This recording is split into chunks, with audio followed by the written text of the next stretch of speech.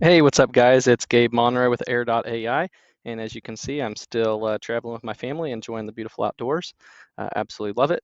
But anyways, I wanted to talk to you a little bit about how NerdTech, my business, uses Air.ai, and we have a demo here called the Gatekeeper, and this is really just some tips on things to be prepared with, limitations with Air, and some of the things that they got going on the back end. I have a lot of people ask me questions on why did this happen, why did that happen. So this one specifically is sometimes the call will end abruptly, and people think that Air is crashing or something's happening or something's going wrong.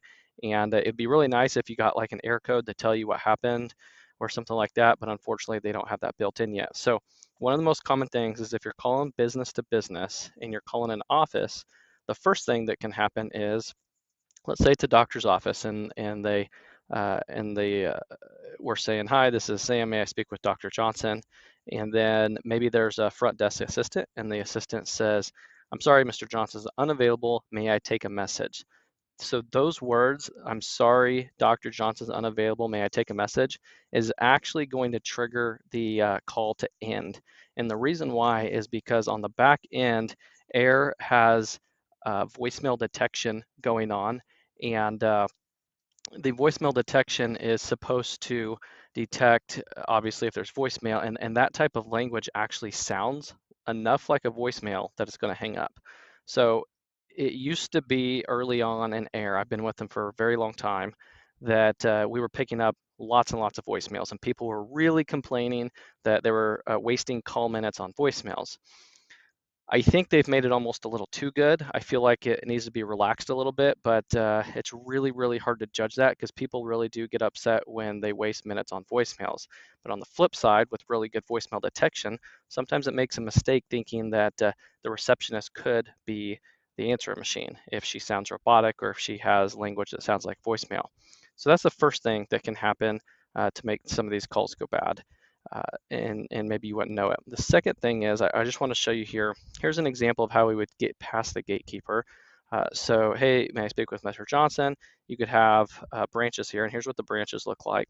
Basically, you're just prompting the AI to determine what's happening on the call and to guide it down the right path, and it's going to choose the option that it thinks best applies to what's happening in the conversation at the time. So I have here, they are not available right now, so we can build out a line for that. Yes, he's available. Let me get him for you. We can build out a line for that. And then this one says prospect confirms you are speaking with the correct person.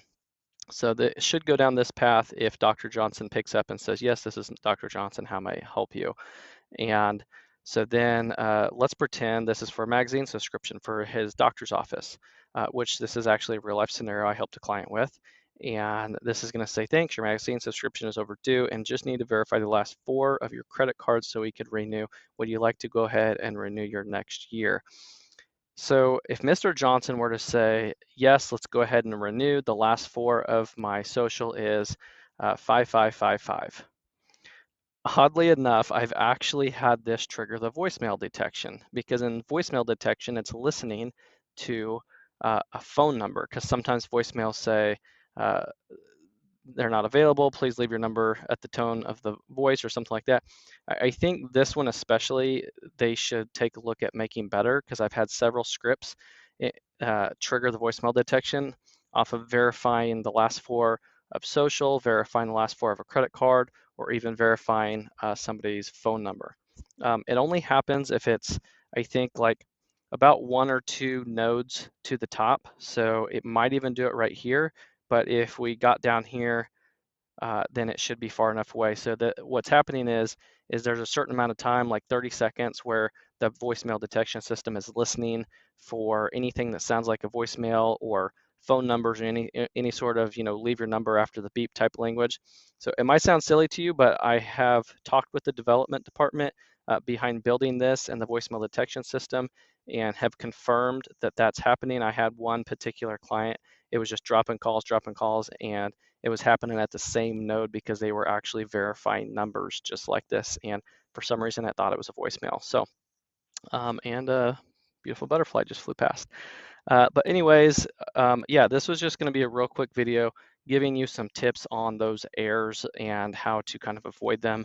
So if you're going to verify a phone number, put a few other nodes in between that and push that on down. If you're having calls when you're testing them, just drop like that. The two main things is it's either a voicemail detection that's happening, or it could be if you have the end call action. End call action is going to trigger if there's, let's say you have an in call action of great, have a nice day. Well, if you had any language at the beginning that sounded like great, have a nice day, or at the beginning they're like, how's your day going? Great, I'm glad to hear that you're having a nice day. It could actually trigger the end call action. So you want to make sure the end call action is maybe something that couldn't ever be said in the beginning of the script, like I'm glad you're having a nice day or anything like that. Maybe you could make it say something like bye now. Maybe that's the end call action.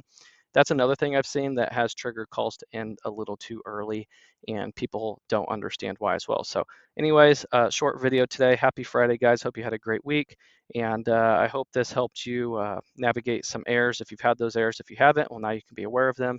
And if you need any further help, you can always find our calendar booking down below in the description, and I'd be happy to help you guys out. We do offer a lot of different services and help businesses do complete integration, building scripts, and we connect it with our Nerd Tech account as well. So if you like this, if it's provided value, please continue to like and subscribe to my videos. I'm trying to provide a lot of value for you guys out there. So it's actually holiday weekend this weekend, so hope you guys stay safe and have a good weekend. Thanks.